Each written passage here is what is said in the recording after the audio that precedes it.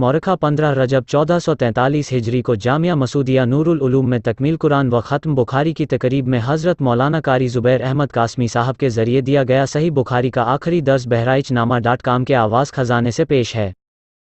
بسم اللہ الرحمن الرحیم الحمد للہ رب العالمین والصلاة والسلام علی سید الانبیاء والمرسلین وعلی آلہ واصحابہ اجمعین اما بعد فإن أصدق الحديث كتاب الله وأحسن الهدي هدي محمد صلى الله عليه وسلم وخير الأمور عاجلها وشر الأمور محدثاتها وكل محدثة بدعة وكل بدعة ضلالة وكل ضلالة في النار وبالسند المتصل منا إلى الشيخ الإمام الإمام الحافظ الحجة أمير المؤمنين في الحديث أبي عبد الله محمد بن إسماعيل بن إبراهيم بن المغيرة بن إبراهيم الجمال البخاري رحمه الله تعالى اللهم انفعنا بعلومه وعلومهم آمين يا رب العالمين.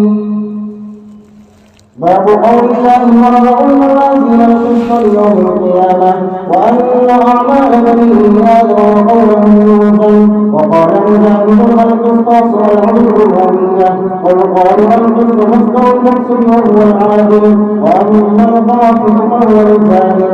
وبه قال حدثنا أحمد بن أشتر قال حدثنا محمد بن خبيب الوضاء بن القعقاع أنه سمع عن أبي هريرة رضي الله تعالى عنه قال النبي صلى الله عليه وسلم كلمتان حبيبتان إلى الرحمن خفيفتان على اللسان ثقيلتان في الميزان سبحان الله وبحمده سبحان الله العظيم.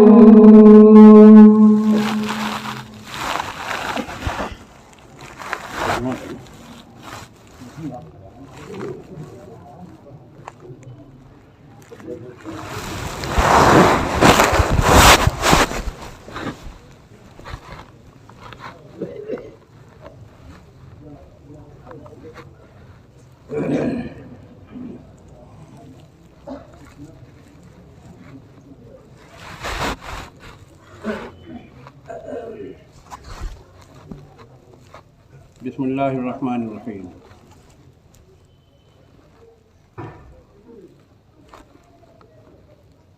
امام بخاری رحمۃ اللہ علیہ نے اپنی کتاب کو باب کیف کان بدء الوحی الی رسول اللہ صلی اللہ علیہ وسلم سے شروع فرمایا تھا، اور اس سلسلے میں حدیث جو عام طریقے سے محدثین نقل کرتے ہیں انما الاعمال بالنیات، وہ نیت کے دار اس بات کو واضح فرما دیا تھا کہ اعمال کا دار و مدار نیت کے اوپر ہے. کتاب الایمان سے امام بخاری رحمۃ اللہ علیہ نے اپنی کتاب کو شروع کیا تھا. اشارہ کر دیا اس بات کے اوپر، اس بات کی طرف اشارہ کیا کہ ایمان ہر عمل کی بنیاد ہے. بلا ایمان کے کوئی عمل اللہ کے یہاں مقبول نہیں. پہلے لا الہ الا اللہ محمد الرسول اللہ صلی اللہ علیہ وسلم پڑھنا اور اس کے اوپر ایمان لانا شرط ہے. کتاب الایمان سے اپنی کتاب کو شروع کیا اور اس کے بعد پھر مستقل وہاں سے بحثیں اور حدیثیں نقل فرماتے رہے. نماز، روزہ، حج، زکوٰۃ، اخلاقیات کی تعلیم اور مختلف تعلیمات اور مختلف اعمال کا ذکر فرمایا.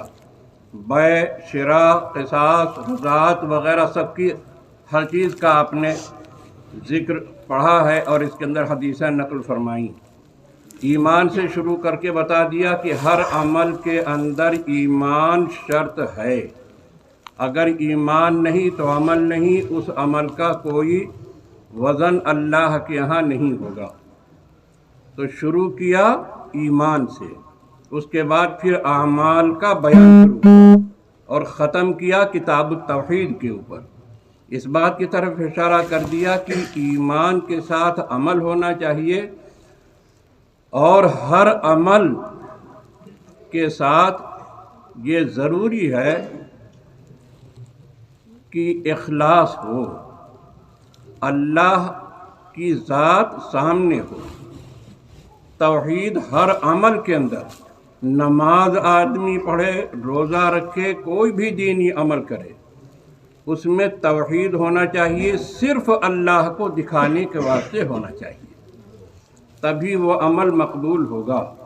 اگر اس میں ریاکاری ہے، کسی طرح کی بھی ریاکاری کا کوئی شائبہ ہے، اللہ کے نزدیک وہ عمل قابل قبول نہیں۔ لا تبطلوا صدقاتکم بالمن والأذى کالذی ينفق مالہ رئاء الناس ولا یؤمن باللہ ولا بالیوم الآخر۔ تو یہ آیت قرآن کریم کی بتاتی ہے کہ ہمارے اعمال عکارت ہو جائیں گے اگر ہم نے اللہ کو دکھانے کے واسطے نہیں کیا، دوسروں کو دکھانے کے واسطے کیا، اس کے اندر اس عمل کی روح نکل جائے گی۔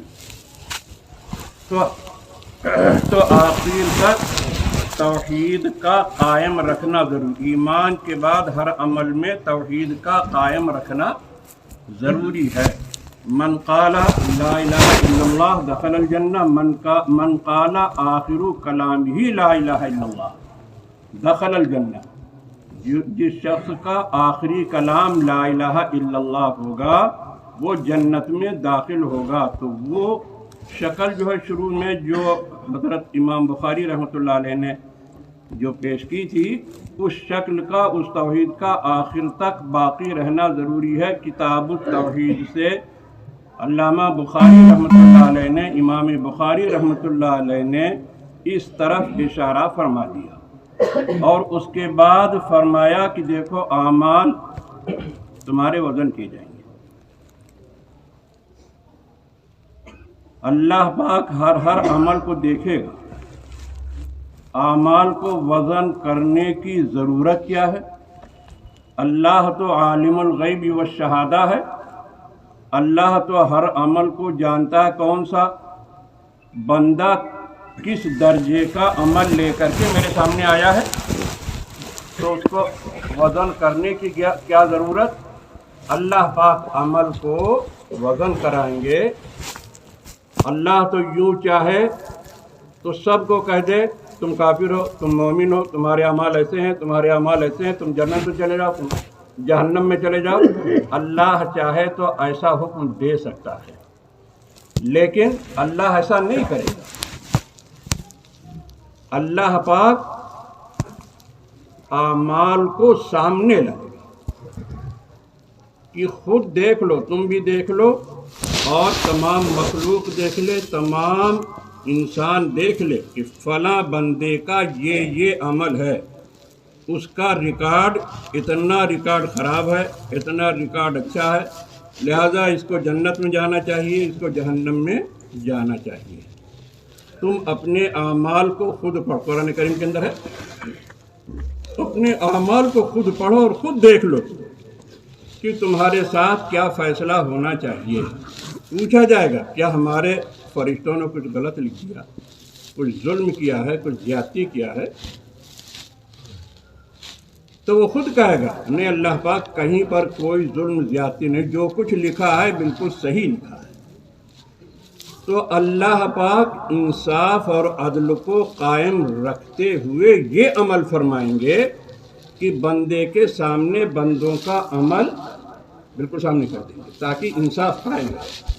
ورنہ اللہ پاک تو بلا شبہ عالم الغیب والشہادہ ہے، اور اللہ اپنے علم غیب کی بنیاد پر جس کو چاہے جنت میں ڈال دے، جس کو چاہے جہنم میں ڈال دے، اس کو پورا اختیار حاصل ہے۔ لیکن یہ شکل ہوگی۔ اب سوال یہ پیدا ہوگا کہ نماز کو کیسے تولا جائے گا؟ اعمال جو ہیں وہ تو عرض ہیں، تولنا، ناپنا، یہ تو سب جواہر کے اندر ہوتا ہے، عمل کے اندر کیسے ہوگا؟ جو ذات اس بات پر قادر ہے کہ گیہوں چنا तवल्ले आप लोग, वो इस बात पर भी कादिर है कि नमाज रोज़े के अंदर वो शक्ल पैदा फरमा दे मैदान हश्र के अंदर कि उसको तौल लिया जाए। गैर महसूस चीज़ों को, आराज को तौला जाएगा, बिला शुबा तौला जाएगा। नमाज की भी एक शक्ल होगी और तमाम आमाल हसना की एक शक्ल होगी और आमाल कबीहा की, गुनाहों की एक शक्ल होगी। ये सब हदीसों के अंदर वाज़ेह है। कब्र के अंदर आदमी जाता है, नमाज सराहने से रोज़ा, इधर से रोज़ा, उधर से नेकियां आती हैं और अल्लाह के जो है वो जो अज़ाब आता है उसको दफ़ा करती हैं।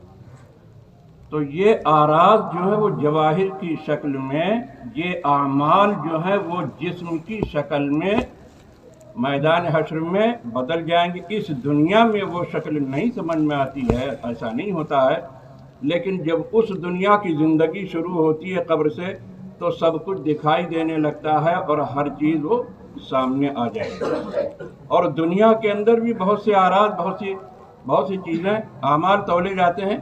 बंदा होकर के ऐसी मशीन बना सकता है कि उस मशीन पर खड़ा कर दिया जाए तो पता चल जाता है कि ये झूठ बोल रहा है कि सच बोल रहा है। तो खुदा होकर के कैसे नहीं तौल सकता है अमाल को? मसाफत तौल ली जाती है। आप ज़बान के नीचे थर्मामीटर लगाते हैं, थर्मामीटर तौल करके बता देता है कि बुखार इतना है। बुखार आराज में से है कि नहीं, कि जिसमें उसको बुखार तौल करके बता देता है। थर्मामीटर तौल करके बता देता है कि आपको बुखार 100 डिग्री, 103 डिग्री, 102 डिग्री बुखार, थर्मामीटर बता देता है। तो जब बंदा हो करके ऐसी चीज़ें तौल करके पता लगा सकता है और उसको तौल लिया करता है जो चीज़ें आराज में से हैं, तो फिर खुदा हो करके क्या नहीं कर सकता, बिला शुबा हो सकता है। और सबसे पहली बात और जो है अहम बात यह है कि जब अल्लाह ने फरमा दिया कि आमाल को तौला जाएगा, कैसे तौला जाएगा ये तो कहीं जिक्र है नहीं, ना हदीस में ना कुरान में, फिर उसको इसमें बात करने की ज़रूरत ही नहीं। सबसे पहली बात तो ये है आमाल तौला जाएगा, अल्लाह ने फरमाया है आमाल तौले जाएगा। आमाल तौले, इस पर हमारा बिल्कुल 100%। लेकिन वैसे समझाने के वास्ते अल्लाह पाक ने दुनिया के अंदर बहुत सी चीज़ें पैदा कर दी हैं और अल्लाह पाक शरीयत इस्लामिया की एक एक बात बंदों तक पहुंचाएंगे, बंदों को समझाएंगे, सब कुछ वाज़ेह कर देंगे। उसके बाद फिर क़यामत के दिन सवाल होगा कि बताओ मैंने तुम्हारे सामने सब कुछ वाज़ेह कर दिया था, लेकिन इसके बावजूद भी तुम ईमान नहीं लाए, उसके बाद भी तुम अमल की राह के ऊपर नहीं लगे। तो अल्लाह पाक हर चीज़ को वाज़ेह फरमा रहा है, सब चीज़ सामने आ रही है।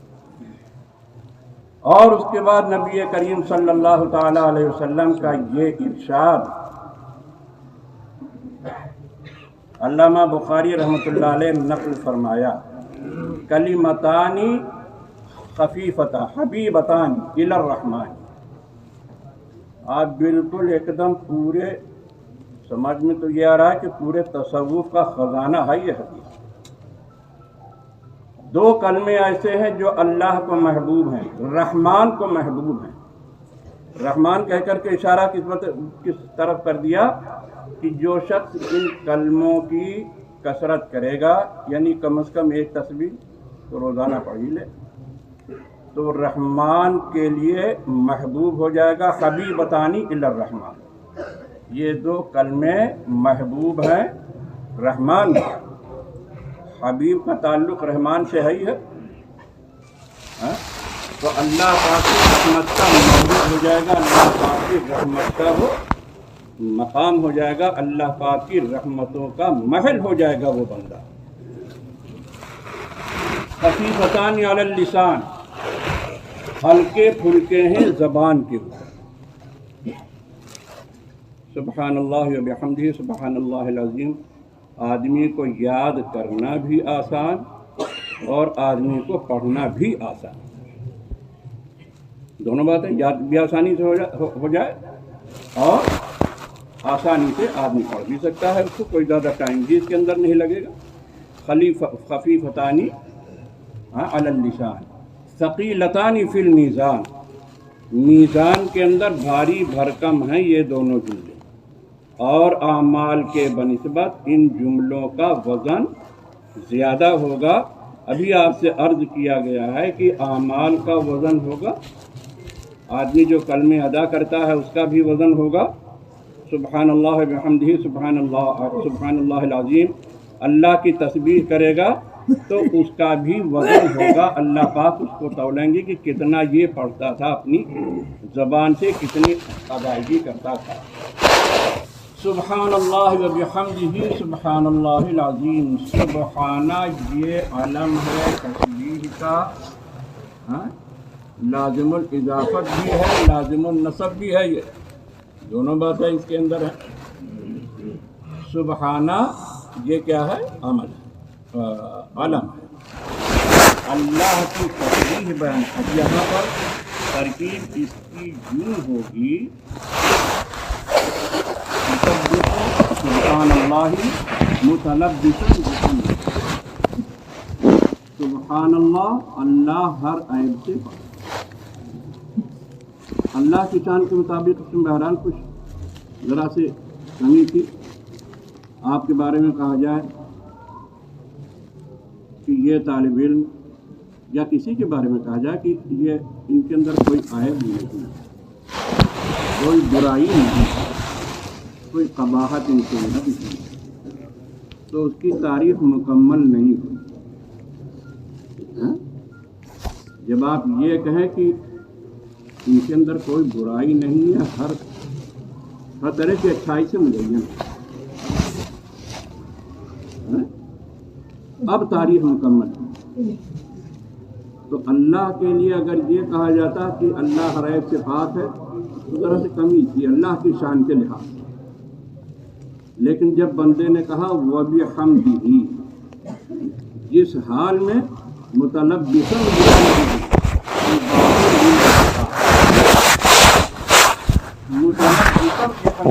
جس وقت میں اللہ کی تسبیح بیان کرتا ہوں، اسی کے ساتھ ساتھ میں اللہ کی حمد بھی بیان کرتا ہوں۔ میں اس بات کو بیان کرتا ہوں کہ اللہ تمام عیوب سے پاک ہے، تمام عیوب سے اللہ پاک ہے۔ اللہ پاک ہر قسم کی صفات جمالیہ سے متصف ہے، وہ بھی حمد کے ساتھ ساتھ۔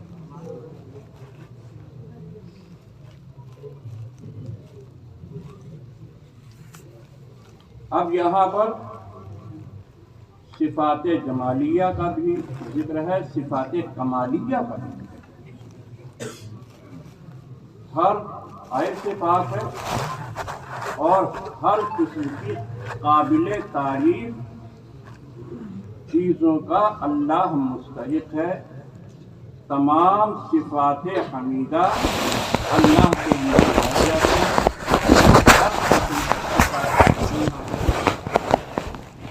صفات جمالیہ اور کے اندر صفات کمالیہ کا ذکر ہے۔ سبحان اللہ العظیم، دو کلمے ہیں نا، سبحان اللہ بحمدہ اور سبحان اللہ العظیم۔ سبحان اللہ العظیم کے اندر یہ بندے نے کہا کہ اللہ ہر عیب سے اللہ کے اندر نہیں پائے جائے، العظیم، جو چیز عیب سے پاک ہو، اس کا تو استحضاب ہو گیا اس کو کہ ہر عیب سے پاک، لیکن اس کے ساتھ ساتھ جب یہ کہا گیا العظیم، بڑی عظمت والا۔ سبحان اللہ کا ترجمہ اردو صحیح میں صحیح اردو کے اندر نہیں کرتا ہے، اردو زبان میں بس ایسے ترجمہ ہم لوگ کر لیتے ہیں، ہر عیب سے پاک ہے، کسی قسم کا نقص، کسی قسم کا کوئی عیب اللہ کے اندر نہیں پایا جاتا ہے، یہ جو ہے ترجمہ کر لیتے ہیں، ورنہ حقیقت میں اس کا اعلیٰ ترین افضل ترین وہ مقام جس مقام کے اوپر یہ الفاظ دلالت کرتے ہیں، اس مقام کے لحاظ سے اردو میں ترجمہ کسی زبان میں بھی نہیں، کسی زبان میں بھی نہیں۔ تو سبحان اللہ بحمدہ کے اندر صفات جمالیہ کا ذکر ہے، اور صفات کمالیہ کا ذکر ہے، اور سبحان اللہ العظیم کے اندر صفات جمالیہ کے ساتھ ساتھ صفات جلالیہ کا ذکر ہے، صفات جلالیہ کا ذکر ہے۔ اللہ ہر عیب سے پاک ہے، بندہ اپنے دل کے اندر اس کا تصور کرتا ہے، اس کا استحضار کرتا ہے۔ دوام استحضار کا نام ہی ذکر قلبی ہے، یاد رکھیے۔ آدمی کے بندے یہ بات ہر وقت پیش نظر ہے، ہر قدم کے اندر، ہر قدم پر، ہر عمل میں کہ اللہ ہم کو دیکھ رہا ہے۔ یہ چیز جائز ہے کہ ناجائز؟ یہ چیز جائز ہے کہ ناجائز؟ یہ افضل ذکر ہے، اس سے بڑھ کر کوئی ذکر نہیں ہو سکتا ہے۔ یہ لا الہ الا اللہ کا اصل تقاضا یہی ہے۔ تو صفات جمالیہ، صفات کمالیہ، صفات جلالیہ، تین کا ذکر اس حدیث کے اندر ہے۔ نبی کریم صلی اللہ علیہ وسلم نے اپنی امت کو متوجہ فرمایا کہ دیکھو ایمان سے مزین رکھنا، کتاب الایمان سے اس کتاب کو شروع کیا، اس کے بعد ساری زندگی تم کو اسی حال میں گزارنا ہے کہ تم اللہ کی صفات جمالیہ، صفات کمالیہ اور صفات جلالیہ سے تمہارا قلب، تمہاری نگاہیں، تمہارا رگ و ریشہ بالکل مزین رہے ہر وقت۔ ایحسب ان لم یرہ احد، ایحسب ان لم یرہ احد، بندہ یہ گمان کرتا ہے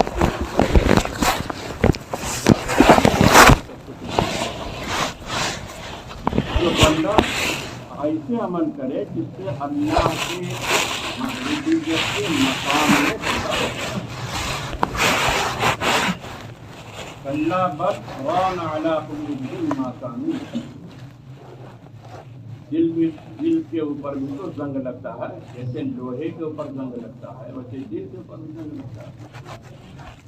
ایسے ہی جب دل کے اوپر جب زنگ لگ جاتا ہے تو اس کو چھڑانے کی ضرورت ہوتی۔ دنیا کے اندر زنگ لگے گا، زنگ لگانے والا دنیا کے اندر آیا ہی تھا، اور اس نے اللہ پاک سے کہہ دیا تھا لَأُغْوِيَنَّهُمْ أَجْمَعِينَ، گمراہی کا زنگ ہم آپ کے بندوں پر، اس آدم سے جس کی وجہ سے آپ نے ہم کو رازِ درگاہ کیا، نکالا اس کو تو ہم گمراہ کر کے تب سمجھیں گے، جہنم میں پہنچا کے تب سمجھیں۔ تو لَأُغْوِيَنَّهُمْ أَجْمَعِينَ تو پہلے ہی اس نے کہہ دیا تھا کہ گمراہی کا، لیکن گمراہی کے زنگ کو چھڑانے کی شکل کیا ہے اِلَّا عِبَادَكَ مِنْهُمُ الْمُخْلَصِينَ، اور اخلاص اسی کا ذکر ہے۔ کتاب الایمان کو شروع کیا اور اس کے بعد آخر میں کتاب التوحید لا کر کے بتا دیا کہ ہر عمل کے اندر توحید ہی پیش نظر رہے، ہر عمل کے اندر اخلاص پیش نظر رہے، اور ہم ہر عمل کو اللہ کو دکھانے کے واسطے کرتے رہنا، اور اپنے آپ کو یہ سمجھنا کہ اللہ ہم کو دیکھ رہا۔ کسی بھی عمل کے اندر یہ تصور کرتے رہنا کہ اللہ ہم کو دیکھ رہا ہے۔ صفات جمالیہ کا بھی لحاظ رہنا چاہیے، اور صفات کمالیہ کا بھی لحاظ رہنا چاہیے، اور صفات جلالیہ کا بھی لحاظ رہنا چاہیے۔ جب صفات جلالیہ کا لحاظ ہوگا تبھی بندہ ڈرے گا، تبھی بندہ ڈرے گا۔ حسن اور خوبصورتی کی وجہ سے کسی کو کسی سے محبت پیدا ہو جائے اور اس کو محبوب بنا لے تو اس سے یہ بھی تو ڈرتا ہے کہ ہمارا محبوب کہیں ناراض نہ ہو جائے، ہمارا محبوب کہیں ناراض نہ ہو جائے۔ صفات جمالیہ پیش نظر ہے اس کے، لیکن صفات جلالیہ بھی پیش نظر ہے کہ اس کی ناراضگی سے بچتے رہو۔ وہی اللہ پاک فرما رہا ہے کہ مجھ سے زیادہ حسین اور خوبصورت جو ہر عیب سے پاک ہو اور تمام صفات جمالیہ کے ساتھ متصف ہو، جب تم ہم سے محبت کرو اور تم کو ہم سے محبت کرنا چاہیے تو ان صفات کے ساتھ ساتھ صفات جلالیہ بھی پیش نظر رکھنا، ساری زندگی اپنے دل کو مزین رکھنا ان صفات سے کہ پیش نظر رہے کہ اللہ پاک ہر عیب سے پاک ہے، حسین ہے، خوبصورت ہے، لیکن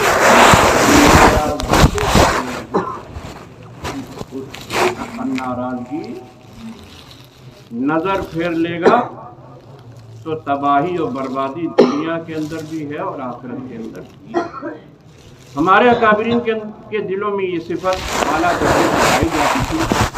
ہر طرح کی مصیبتیں ان کے اوپر آئی، ہر طرح کی تکلیفیں ان کے اوپر آئیں، ہر طرح کی مشقتیں ان کے اوپر آئیں، لیکن اپنے مسلک سے، اپنے مشرب سے، اپنے طریق سے کسی بھی قیمت کے اوپر ایک ذرے کے برابر بھی ہٹنا گوارا نہیں کیا۔ حضرت امام مالک رحمۃ اللہ علیہ، امام حنیفہ رحمۃ اللہ علیہ، امام احمد بن حنبل رحمۃ اللہ علیہ، اور اپنے زمانے کے قریب کے آپ ہمارے اپنے اکابرین کو دیکھیے، کیسی کیسی جیل کے اندر مصیبتیں اٹھائی، کیسی کیسی ہر کالا پانی کی سزا اٹھائی، کتنی تکلیفیں اٹھائی، لیکن وہ اپنے مقصد سے ہٹے، اپنے مشرق سے نہیں ہٹے، اپنے طریق سے نہیں ہٹے، وہ برابر وہ ڈٹے رہے اس سے۔ یہ کیا بات تھی؟ یہی بات تھی کہ اللہ پاک کی صفات جمالیہ، کمالیہ، صفات جلالیہ سب ان کے پیش نظر رہتا تھا۔ اللہ ہم سب کو ان اوصاف کے ساتھ مزین ہونے کی توفیق عطا فرمائے، اور ہم آپ سبھی حضرات کو مبارکباد دیتے ہیں کہ آپ نے دورہ حدیث کی کتابیں پڑھی اور اللہ نے آپ کو علم کے راستے میں قبول کر لیا، اور خصوصی طور پر ہم آپ سبھی کو اور آپ کے استاد حضرت مفتی اشتیاق احمد صاحب کو مبارکباد دیتے ہیں کہ آپ کو بخاری پڑھایا، مکمل کرایا، اور اس کے بعد پھر آپ کو علم کی گویا کی انتہا تک پہنچاتی ہے۔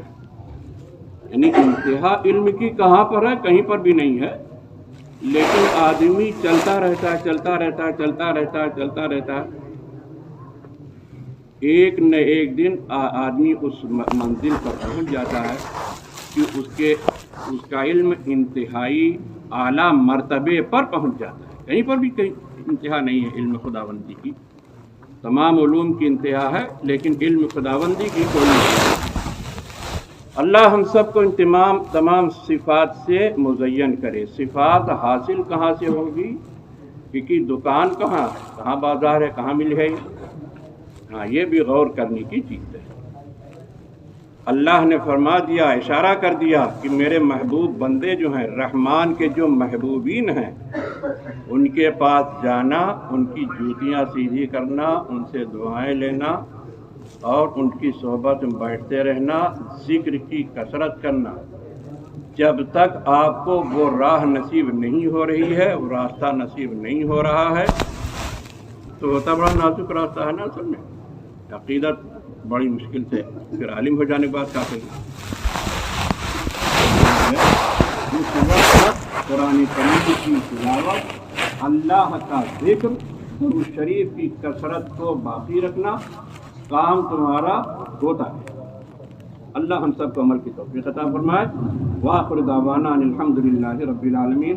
ہم آپ لوگوں کو مبارکباد دیتے ہیں، اور جو حافظ ہیں، جو انہوں نے حفظ مکمل کیا ہے، قرآن کریم مکمل کیا ہے، ان سب کو مبارکباد دیتے ہیں، ان کے اساتذہ کو مبارکباد دیتے ہیں، اور ان کے گھر والوں کو، ان کے ماں باپ کو مبارکباد دیتے ہیں، ان کے خاندان والوں کو مبارکباد دیتے ہیں، اور اس مدرسے کے ذمہ داران کو، محنت کرنے والوں کو ہم مبارکباد دیتے ہیں، اور اللہ پاک ان کے لیے بھی ہم دعا کرتے ہیں کہ اللہ پاک ان کو قرآنی اوصاف سے، قرآنی احکامات سے، قرآن کی زینت سے، قرآن کے جمال سے ان کو، ان کے دلوں کو، رگ و ریشے کو اللہ پاک مزین فرما دے۔ وآخر دعوانا ان الحمدللہ رب العالمین۔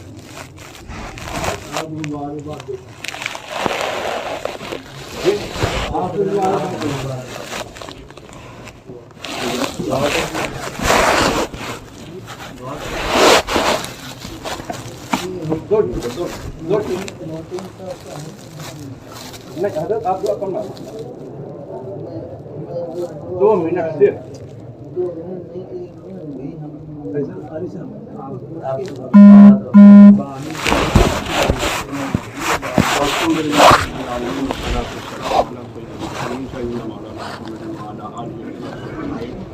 ربنا ظلمنا انفسنا وان لم تغفر لنا وترحمنا لنكونن من الخاسرين۔